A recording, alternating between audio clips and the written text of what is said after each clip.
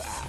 5 Live Drive with Tony Livesey and Anna Foster. Now, we've all struggled at times to stay as fit as we would want to be, haven't we? And often finding the right kind of exercise that works for you can be difficult as well. But imagine how much tougher it is if you're trying to regain your strength after going through cancer treatment during a pandemic. Well, that is something that Sophie Mulligan wants to try and help with, because she was diagnosed with leukemia when she was 19.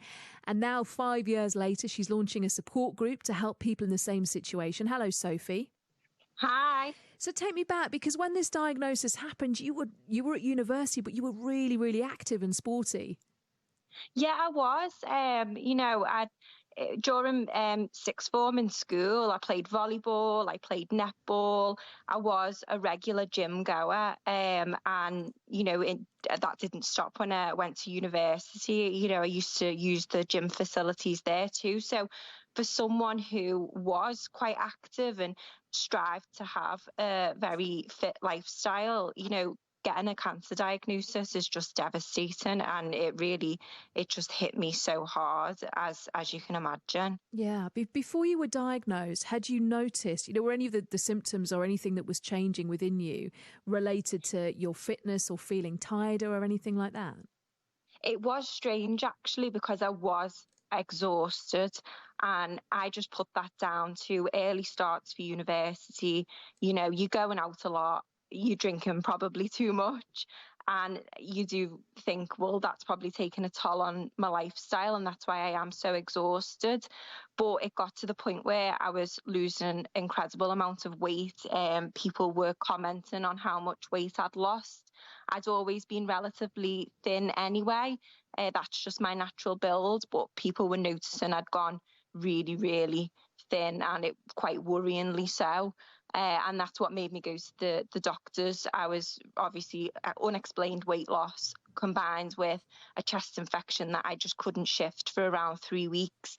And the whites of my eyes had actually gone yellow as well. So that was all alarm bells ringing in my head as to why I went to the GP in the first place. And when your treatment started, Sophie, obviously, and in fact, we were talking about this earlier in the programme with Wendy, who's having cancer treatment as well. And she was saying it's so important to stay fit and healthy for that treatment, because that's when you really need your body to be as strong as you can make it be. So what did you do while you were getting treatment?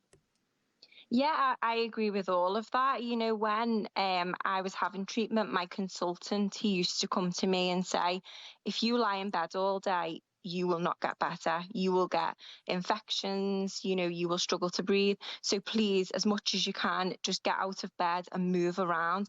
And that's exactly what I did. It was extremely hard. Don't get me wrong, the muscle wastage I experienced from long stays as an inpatient in hospital, that caused me at one point to be wheelchair bound. I couldn't take any steps at all. But slowly but surely, I took baby steps, and my mum and dad used to say to me, come on, even if you just walk to the bottom of the path and back, that's an achievement. And that's what I did. And I do believe that, combined with a positive outlook, has resulted in me, finally getting better and finally being on the right track again. Yeah, it must have been really frustrating at times, as we said, from going to, from playing volleyball and netball several times a week and all of the sporty things you were doing, as you say, to be in a wheelchair and not be able to take any steps at all. That must have been, with everything else that you were going through, that must have just been an extra layer of pressure, I suppose, on top of it. Yeah, absolutely. You don't feel strong. You don't feel like you can overcome the cancer if you're in a wheelchair. You just feel weak and just not yourself at all. So, to be able to actually overcome that is just, is an achievement in itself. But not only when I was having treatment, I've now been left with long-term side effects that affect my body, which means that I can't go back to playing volleyball and netball again. The steroid treatment that was used to fight the leukemia has done a fantastic job in getting rid of the cancer, but unfortunately it's left me with a condition called avascular necrosis, and that is essentially crumbling of the bones, the major joints. So this condition affects my two hips, my shoulder joint, my elbow joints, and the only treatment for that is joint replacement surgery. So at 24 years old, having come through 5 years of leukemia treatment, I've still got another hurdle to overcome, because I've gone from being very able-bodied, playing sport, to potentially looking at a hip replacement and a shoulder replacement within the next couple of years. That's a lot to deal with, isn't it? And you know, it would be understandable if you were just taking a bit of time for yourself, but you're still trying to help other people. Tell me a bit more about this support group that you've launched, Sophie. Yeah, so it's on behalf of the charity called Move, and I was originally referred to Move, having expressed some interest in wanting to get back into fitness after my treatment, to my Click Sergeant social worker. That's another charity that has supported me throughout my journey, and she said there is a charity that I know of, and they run an 8-week online program where you work with a personal trainer, and they can devise exercises based on what you can do and what your abilities are. So the minute I met with Helen, who's the cancer rehab specialist for Move, she was just absolutely amazing. She was totally patient with me.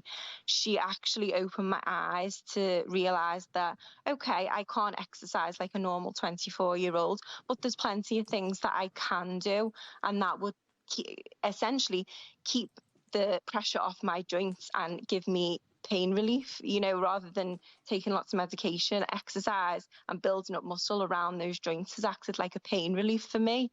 So that's put me in really good stead for when I do eventually have the joint replacement surgery. Yeah, that's really interesting, actually. Let's meet Gemma too, Gemma Hillier-Moses, who's the founder of Move Charity that you were just talking about there. Hi, Gemma.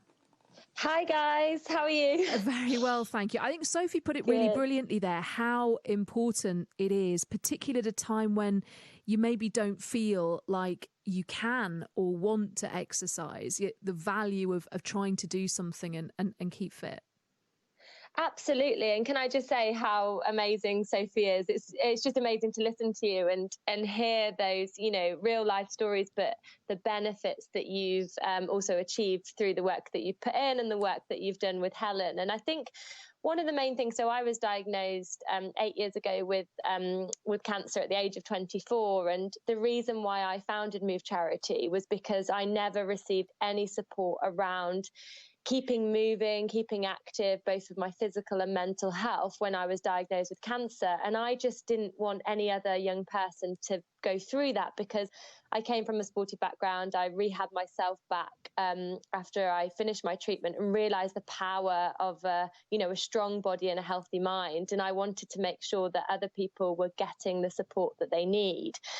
So one of our mission is to support and inspire people to move against cancer, because the evidence shows that movement really does matter when you're diagnosed with cancer and going through your treatment, or if you're living with and beyond cancer. And I think that this year has been hard for everybody, but I think when you've been diagnosed with cancer or you're going through treatment in the year of COVID-19, there's a lot less support out there, and there's a lot, the support groups aren't running, socializing, being active has been difficult. So I think the work we do at Move Charity, and also what Sophie's going to tell you about the Move as One Facebook group that she's created, this support is vital to help people that are living with and beyond cancer. So how are people, Sophie, engaging with it then? I mean, Gemma mentioned Facebook there, but how are you finding that the people are getting involved, and what is it doing for them? So what we've actually got a private Facebook group where people who have been diagnosed with cancer and have maybe been on the Move programme themselves that I was on, they can find this group, they can apply to be part of it. We can then accept them, and they can just have somewhere to ask for advice. They might need an extra bit of support. They're going to have down days where they feel like their motivation is at an all-time low. We're there to give support, and just to create a sort of social community where people can, even if they just want to make friends, they have something in common. They enjoy exercise and they've had cancer. So that's what we're aiming to do, is just have a private, safe space where they can come and really just, get all their worries down in one place, or even just motivate each other. We want to spread positivity. We want to keep people determined to achieve their goals. And we found that in the first week of launching, we had 25 new members. So that's 25 people who have had cancer and they just want a little bit of extra support on their journey to move again. And it's just amazing to see my dream become a reality. Yeah, and I imagine you're probably going to be a bit modest about this, Sophie, but obviously you will be inspiring to people, because just listening to you talk and what you've been through and what you've overcome and just how positive you sound, that must make a real difference for people who need a bit of that themselves, you know, to see how you've come through it so far. Oh, thank you. I'd like to think so. I've never been one to dwell on the negatives. A lot has happened to me, but it happens to other people too. And I think that's why I just kind of want to use my experience now for something positive. I don't want the cancer to define me. I do want something positive to come out of it. And if that means starting up a support group to help others, then, you know, that's how it's led me onto this path. And I just think it's so rewarding for me to have actually had some positives from what has been a really long and tough journey for me. So I can't really, you know, ask for more. Gemma has been so kind to let me run with this and make it my own little project. And it has become a bit like my baby now. Yeah. I enjoy so much, you know, engaging with people, and we're all connected in one way or another. You know, we've all had cancer, which is an absolutely horrible experience, but I'd like to think that my experience is now helping others. It's a brilliant thing you're doing, and good luck with it, Sophie. Thank you so much. Sophie Mulligan, who's running the support group, as we were saying, and Gemma Hillier-Moses as well, who's the founder of Move Charity.